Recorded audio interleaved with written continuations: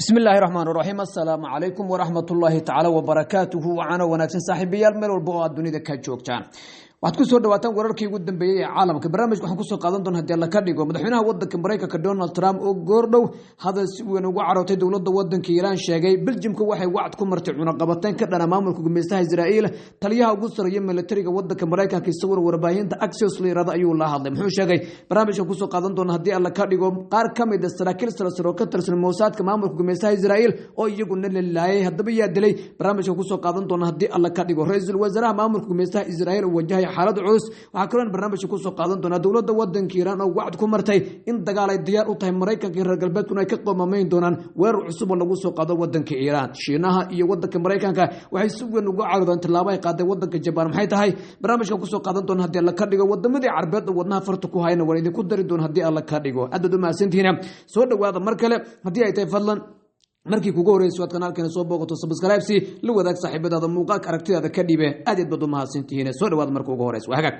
waa u soo laaban doonaa Japan iyo xaaladeeda oo Mareykanka iyo wadanka Shiinaha ay si weyn markaas ay uga caraysay Japan laakiin markii ugu horeyso aan eegno dhinaca wadanka Europe wasiirka arrimaha dibadda dawladda wadanka Belgiumka Maxime Brivoto ninka la yiraahdo ayaa wax yar ka hor waxa uu warbaahinta u sheegay in ururka midowga Europe uu ka codsanayo in la joojiyo dhammaan heshiisyada iskaashiga ee ka dhaxeeya maamulka gumeystaha Israa'iil iyo sidoo kale ururka midowga Europe waxaana ay wadanka Belgium ku sheegtay tilaabooyinka gurcaan ay qaadayaan maamulka gumeystaha Israa'iil iyo militarigooda inaanay ahayn markaas ku u adeegaya wadamada Yuruba Belgiumka ayaa ku doodaya in markaas Israa'iil ay seejinayso xulafo badan oo muhiim ah oo markaas wadamada ururka midowga Europe la isku yiraahdo ay ku lahaayeen markaas gobolka bariga dhexe waxa uu ku eedeeyay inaanay mid ixtiraamin mid saaxiib lah iyo sidoo kale danaha ay ka leeyihiin wadamada reer galbeedka markaas ee gobolka bariga dhexe gaar ahaan laga hadlayo wadamada khariijka waxaad moodaa isbedel culus inuu dunidu ku soconayo markii ugu horeysay Spain ayaa markii ugu horeysay waxay qaati ka taagnaatay maamulka gumeystaha Israa'iil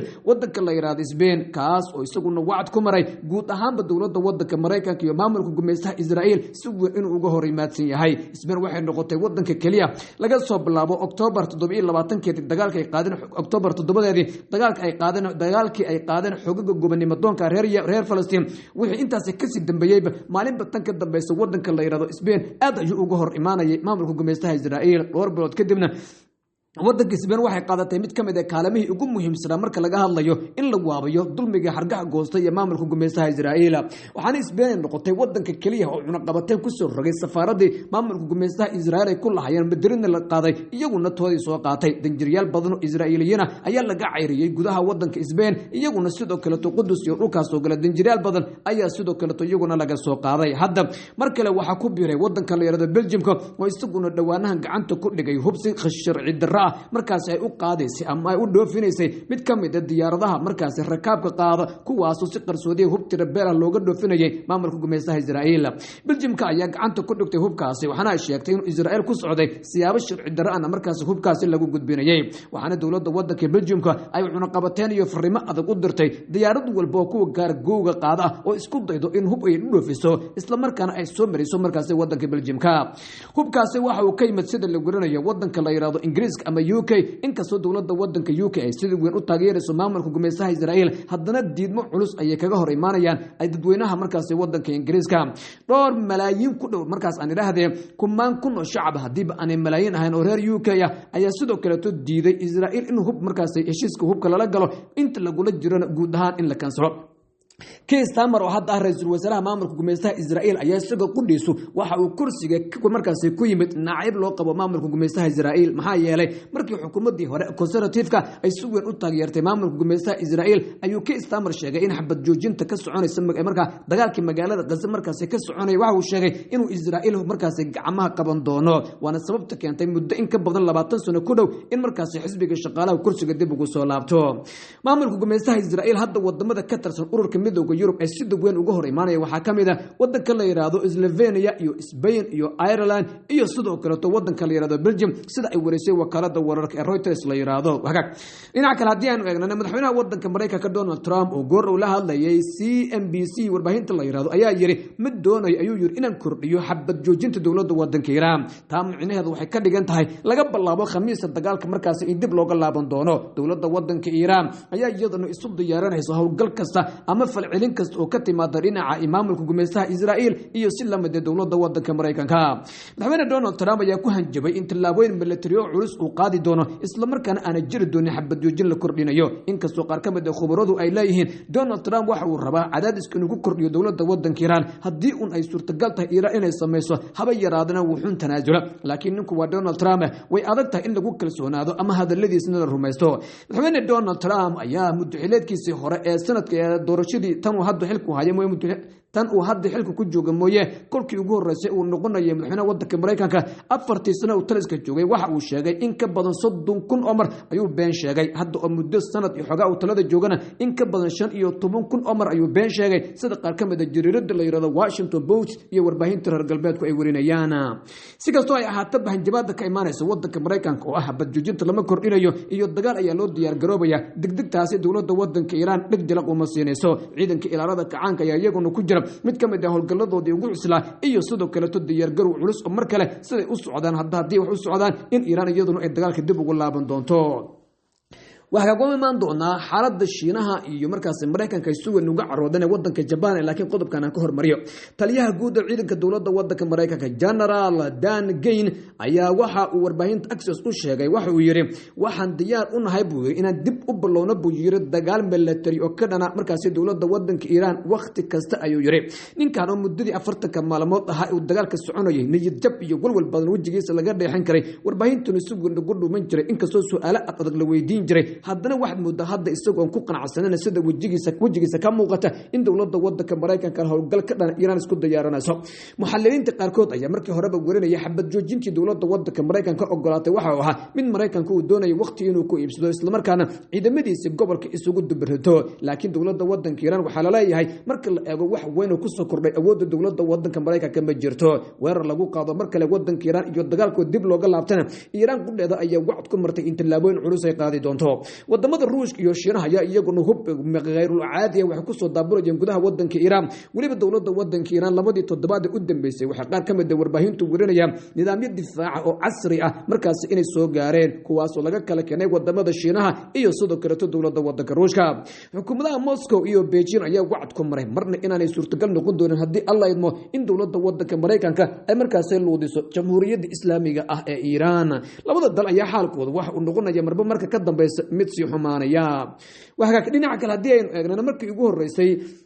maamulka gumeystaha Israa'iil ayaa sheegay in sarkaal sare oo ka tirsan muqaabaraadkooda markaas looga dilay mid kamid ah wadan aan la shaacin laakiin sida fariinta ka muuqata la odoraysi karo inay tahay dowladda waddanka Iran taliyaha hay'adda sirdoonka maamulka gumeystaha Israa'iil ee Mossad la yiraahdo waliba dhinaca dibadda David Bani ayaa shaaciyay in sarkaal sirdoon oo loo yaqaan magaciisa loo soo gaabiyay lagu dilay markaas dibadda intii uu ku jiray markaas howlgal qarsoodiya waxa uu xaqiijiyay in wakiilkaasi door weyn uu ku lahaa howlgal ka dhanka dowladda waddanka Iran isla markaana uu hogaamin jiray howlgallo aad u adag oo markaas loo adeegsan jiray hal abuur khiyaano iyo sidoo kale hal abuur khiyaano xeeladaysan iyo teknolojiyada casri ah waxaanu ku sheegay ninkaas inuu ahaa nin markaas si wanaagsan hawshu u hogaansami jiray waxa uu ku tilmaamay inuu ahaa markaas nin si weyn Mossad ugu kalsooneed shaqooyin badan oo dib badan uu soo qabtay faafahin dheeraad ah ma bixin sida markaas uu wariyay wargeyska Israa'iil ka soo baxay ee la yiraahdo iyo diicood axranood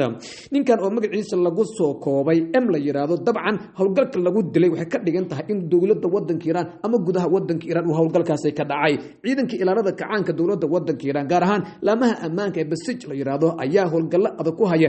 markaas jawaasiista maamulka gumeystaha Israa'iil u jooga markaas iyo Mareykanka gudaha waddanka Iran sirdoonka Iran ayaa toddobaadyadii u dambeeyay qaaday mid kamid ah weerarada iyo markaas howlgallada ugaadka waxana gacanta lagu dhigay markaas boqolaal jawaasiis ah qaarkoodna waxba la weeraraya xitaa inay mas'uuliyiin ahaayeen sidaas daraadeed qaabka loo dilay iyo goobta lagu dilay ma sheegin laakiin marba hadii lagu yiri ninkan waxa uu si wanaagsan uga qayb qaadan jiray howlgallada firfircoon oo ka dhana dowladda waddanka Iran garo waxay u badan tahay in muxaabaraadka dowladda waddanka Iran iyo jawaasiista maamulka gumeystaha Israa'iil ay sahleen laakiin ilaa iyo hadda dowladda waddanka ee Iran faafahin dheeraad ah kama bixin waxa kale oo suuragal sida la leeyahay in uu ku jiro ama ay suurtagal tahay weeraro ay qaadeen sirdoonka dowladda wadanka Turkiga kontonkii saac ee la soo dhaafay inay suurtagal tahay maxaa yeelay dowladda wadanka Turkiga laftarkeeda gudaha amnigeeda khalkhal culus ayaa ka bilowday waxaana ka qarxay kooxo hubaysan oo iskoolaadka iyo sidoo kale gaadiidka maraya wadooyinka waaweyn ee wadanka Turkiga iyaguna weerar ku qaadaya marka waxay u muuqataa durbaba sarkaalkaas inuu yahay mid aad u sareysa sidoo kale dadkii dilayna way fahmi karaan waxa kale iyadana suurtagal ah oo qaar kamid ah muxalliliintu ay weerinayaan in sarkaalkaasi lagu dilay magaalada Gaza maxaa yeelay dhowr maalmood kahor waxa jiray kooxo jawaasiis oo maamulka gumaystaha Israa'iil u shaqeynaya iyo ciidamada muqaawamada reer Falastiin ayaa isku helay koonfurta magaalada Gaza iyo sidoo kale Khan Yunis iyo Rafah meel u dhow ayaa la isku helay kabin inta loo galay ayaana dubkum daakum laga dhigay saraakiishaasina waa la dilay kuwana waa la dhaawacay sida uu wariyay telefishinka Al Jazeera oo soo xiganaya markaas ay mas'uuliyiin ka tirsan xoogaga gobonimo doonka ah ee reer Falastiin hagaag wargeyska Israa'iil ka soo baxa ee la yiraahdo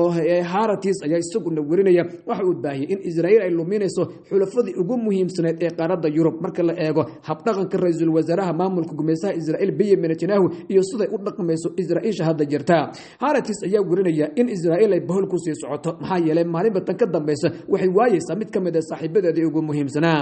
labadii maalin ee la soo dhaafay wadamada ay weysay waxa kamid ah Hungary oo ra'iisul wasaaraheeda cusub dhawaantan la doortay wacd ku maray in Netanyahu ay xabsiga dhigi doonaan haddii uu dhulku soo dhigo ama uu markaas soo caga dhigto amaba isku dayo xitaa hawada wadanka la yiraahdo Hungary in markaas uu maro marka waxa la warinayaa wargeyskan waxa uu leeyahay xaalad xun ayay ku jirtaa buu leeyahay Israa'iil maxaa yeelay xulafadeedii dhan maalinba mid ayaa bahaya laba maalmood ama dhowr toddobaad iyo bar ka horna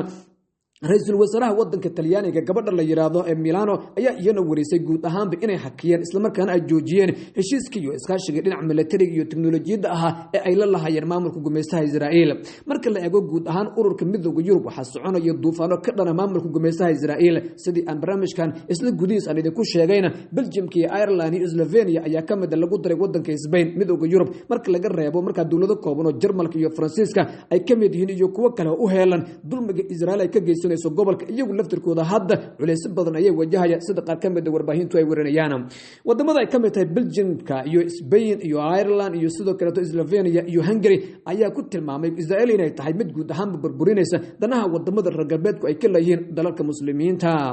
dhinaca kalena dawladda wadanka Iran ayaa shaaca ka qaaday inay isku diyaarinayso dagaal culus iyada oo markaas ay kaliya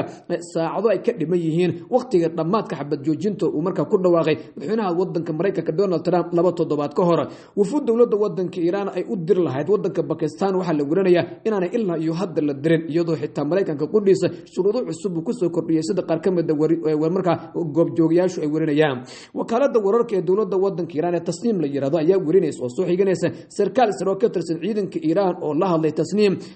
ayaa sidoo kale waxa uu sheegay Iran in ay diyaar u tahay in markaas ay abuurto xaalad aad u daran ama uu markaas ku sheegay in ay tahay jahannamo waxa uu eg haddii dawladda wadanka Mareykanka iyo maamulka gumaystaha Israa'iil mar kale ay weerar ku soo qaadaan dhinaca iyo dawladda wadanka Iran waxaad moodaa dawladda wadanka Iran xoogageeda gobonimo doonka ayaa si weyn iyaguna hadda soo abaabulaya inkastoo la warinayo xitaa suurtagalnimada guud ahaanba badda cas in iyaduna albaabada loo laabo xildhibaan ka tirsan baarlamaanka dawladda wadanka Iran oo la yiraahdo Mohammad Reza Musahini saani la yiraahdo oo ku jira gaar ahaan guddiga amniga qaranka ee baarlamaanka wadanka Iran ayaa wax yar ka hor waxa uu si cad u muujiyay shaki weyn in uu markaas ka qabo wada hadallada ay Iran la yeelanayso dawladda wadanka Mareykanka waraysi uu siiyay wakaalada wararka ee Iran ee la yiraahdo Mahir ayuu markaa ayaa ninkaasi oo soo xiganaysa telefishinka Al Jazeera wakaaladaas oo markaas ay soo xiganayso telefishinka Al Jazeera waxa uu sheegay in wada hadallada aan la aqbali karin xaaladda hadda lagu jiro marka la eego danaha dawladda wadanka Mareykanka iyo dulmiga ay wadaan waxaana uu sheegay in Iran iyada oo culeys dhaqaale iyo mid military lagu hayo marna inaanay suurtagal ahayn in markaas heshiis xabad joojin ay qaadato aad bad mahadsantiin wararkan wixii ku soo kordhay waan idin la wadaagi doonaa dib intaan kulmi doono nabadgelyo